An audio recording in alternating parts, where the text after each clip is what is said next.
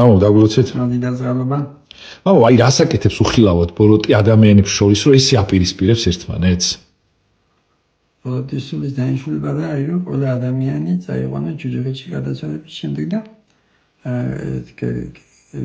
სიძულვილი კიდე თუ სიძულვილში მოკვდები რა თქმა უნდა წავალ ჯუჯუხეთში ასევე ხმეთ ბახო მოგცა ათინცნება ცრანეტარება ეს ბოროტის სული კიდე საპირისპიროს აკეთებს ყველაფერს და ხშირად მოყავს აი ზოგზმენი ახლა 21 საუკუნეა და